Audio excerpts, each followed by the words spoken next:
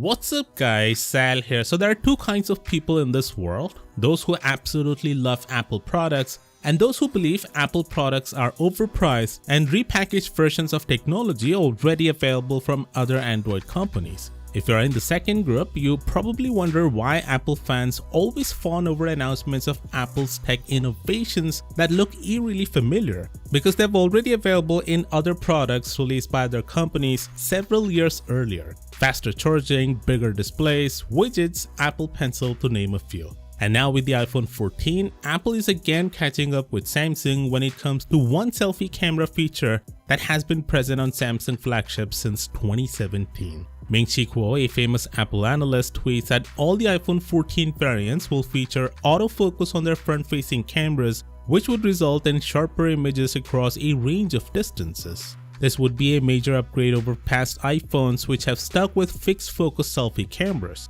Now, as I've said, this isn't something new. Samsung introduced this feature with the Galaxy S8 5 years ago back in 2017, and it looks like Apple is finally catching up to Samsung. Anyway, Kuo also mentions that Apple will increase the size of the aperture for the front-facing camera, bumping it to f1.9 from f2.2. This results in the sensors capturing more light, which should result in better daytime and low-light photos. And this also results in a shallower depth of field in photos, which would make the photos as well as the videos much more pleasing to the eyes. Moving on, we know that the iPhone 14 Pro lineup will see some design changes, namely the eye-shaped cutout on the display for the front cameras and a bigger rear camera module to make room for a new 48-megapixel main camera sensor. But the design change doesn't end there. According to the fresh CAD renders discovered by Ian, the iPhone 14 Pro model will also get more rounded corners on both its body and display to make the radius of the display's corners look more like those of the rear camera bump.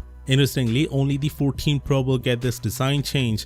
The iPhone 14, 14 Max and 14 Pro Max are all missing out for some reason. Also, all the iPhone 14 models will come in a new purple color variant, and interestingly, this purple shade will change depending on the lighting, which sounds pretty cool. Other color options for all the iPhone 14 lineup are displayed on your screen. With that being said, it seems Apple will be forced to put a USB-C port on its iPhones, iPads and AirPods, as the EU has moved one step closer to making USB-C a universal charging standard.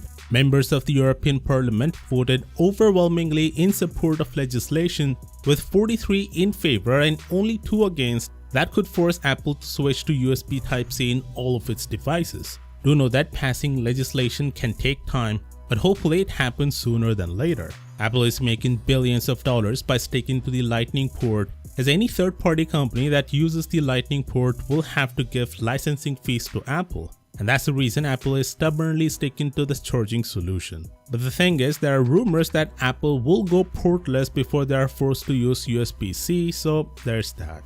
Anyway, do consider subscribing for all the latest iPhone 14 updates, and as always, I'll see you tomorrow.